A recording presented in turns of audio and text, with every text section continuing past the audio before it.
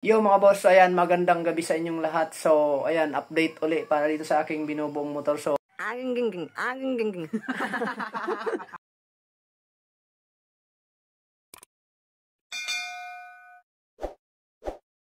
bali papakita ko lang din sa inyo yung mga piyesang naikabit na naman.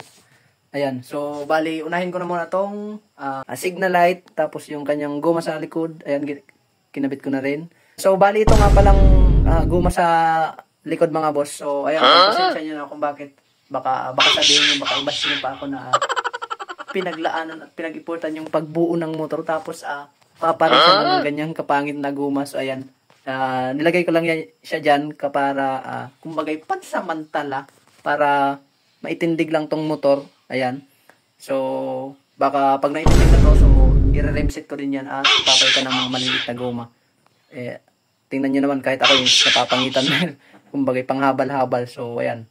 Pangit tingnan. Pero mas pangit siguro kung walang motor. Gago! Na rin. Tapos itong kanyang harness wire, ayan, kinabit ko na rin. Sabay yung, ayan, yung kanyang regulator, ayan, kinabit ko na din yan. Ayan. Kabit yan. Tapos yung kanyang sa CDI, ayan, kinabit ko na din yan.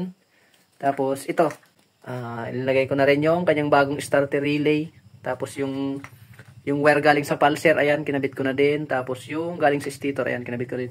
And ito, bali, ito, kinabit ko na rin yung kanyang lagayan ng headlight. Tapos yung mismong headlight. Tapos ito mga boss. So, ito ang dahilan kung bakit hanggang ngayon is hindi ko pa rin matapos ng motor. Kasi dahil sa ganito. So, ito sana is ilalagay ko na dito kanina. Ayan, ilalagay ko sana dyan siya. Kaso ito, yung kasama niyang bracket, kala ko is plug and play na lang dito.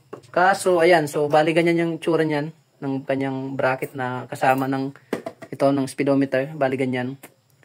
So, kala ko plug and play na lang, kaso ayun nga, kaya ito yung dahilan kung bakit nadidelay tayo sa pagbuo nito, kasi may mga conversion na kailangan talaga pag-isipan para may kabit ng maayos at may, makabit ng ma-proper sa pagkabit. So, ayan, bali ito, ayan, pinag-grind ko na yan kanina. So, bali okay na to, ayan.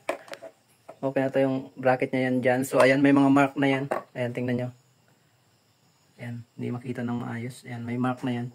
So, ayan, yung mga mark na yun is papabutasan ko na lang to para maisalpak dito. And, para tuloy yung may kabit dito. Ayan, para may tuloy yung may kabit siya. Ayan. So, ito, ipapakita ko din sa inyo yung mga piyesang dumating din. So, ito. Bali, itong kanyang brake pedal. Ayan. Itong kanyang center stand axle. Ayan.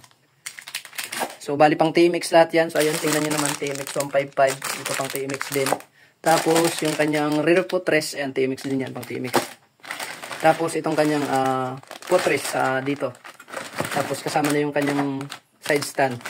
So, ayan lang. So, bali pang TMX din yan. So, in-update ko lang kayo sa bagong piece ako nung naikabit. So, bali, dito ko lang tatapos ng video to.